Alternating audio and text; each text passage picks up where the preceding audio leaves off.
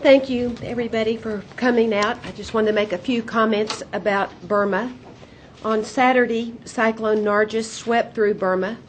The storm affected more than 2 million people and, according to the Burmese media, killed thousands.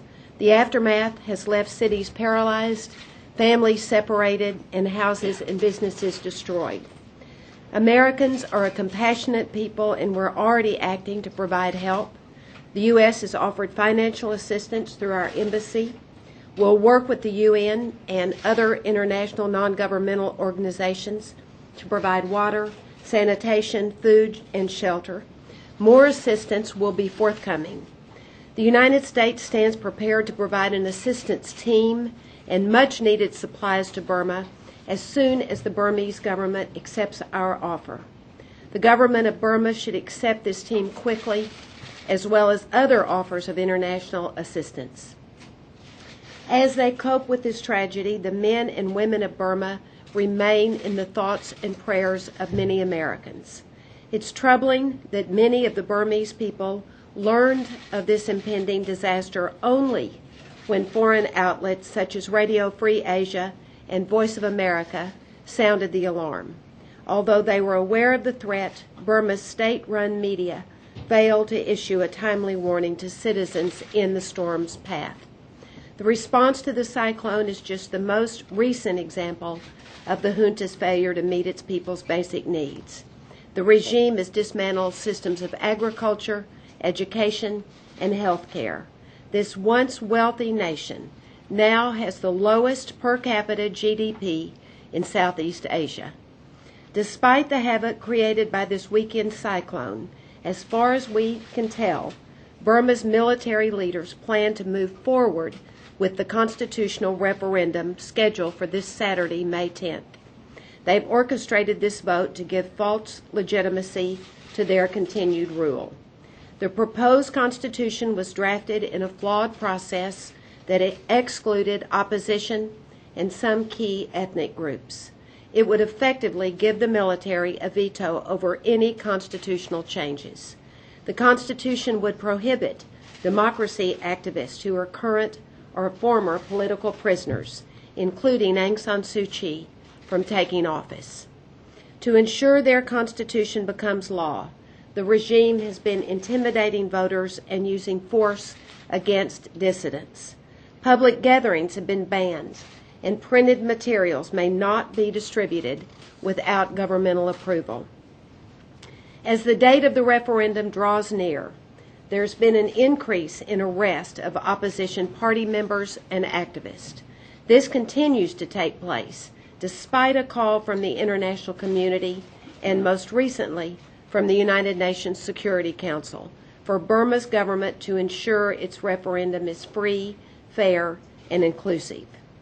In response to the regime's continued repression, President Bush has instructed the U.S. Treasury Department to freeze assets of Burmese state-owned companies that are held in U.S. banks.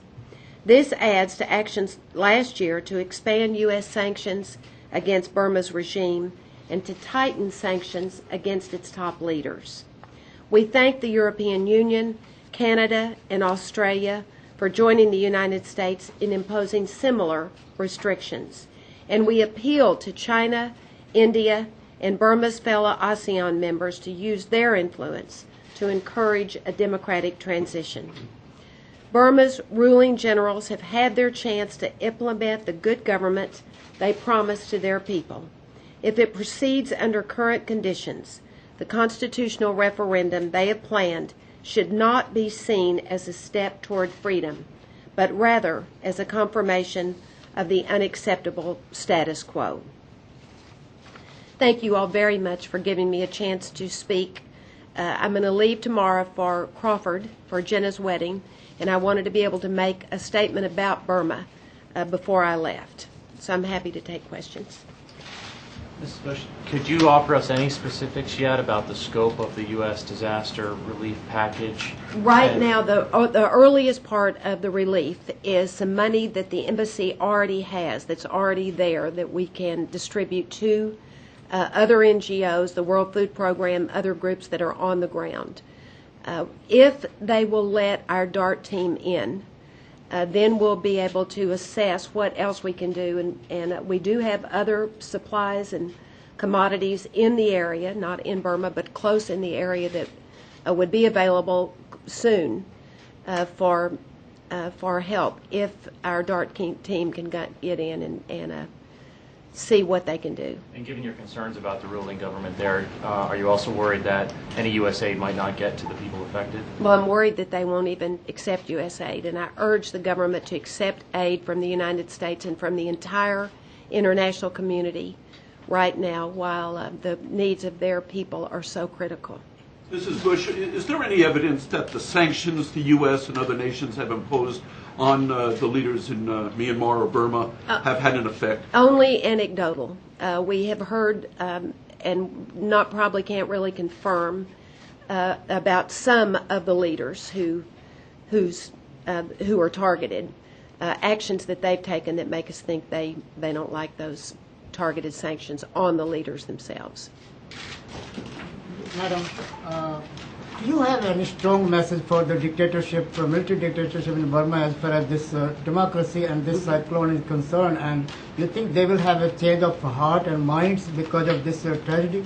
I hope so. I hope that there will be one good thing that comes out of such huge destruction, and that would be the government's realization that the people of Burma need help, and they need more help than they can give them, or that they've been able to give them. And the country has just been totally decimated with both education, agriculture, all of the things that made Burma one of the richest countries in Asia have now been dismantled. And it's very, very important that the regime start to accept both technical help from out of the country, and obviously in this sort of disaster, be able to accept the really basic help that anybody would need, any country would need, and any people would need after this kind of disaster. What message do you have for India? What India can do? Well, I think India can help. India is close on the border there. I think there are a lot of ways they could help and get help there quickly, and maybe the Burmese government would accept it more readily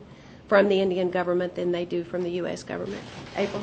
Mrs. Bush, why such a historic interest? This is a first for a First Lady to come to this podium and talk about a cyclone. Why such a historic interest? Well, you know, I've been interested in Burma for a long time, but it started really with an interest in Aung San Suu Kyi and reading her works, and just the story of a Nobel Prize winner who's been under house arrest for so long, whose party was overwhelmingly elected in a election and then never able to take office.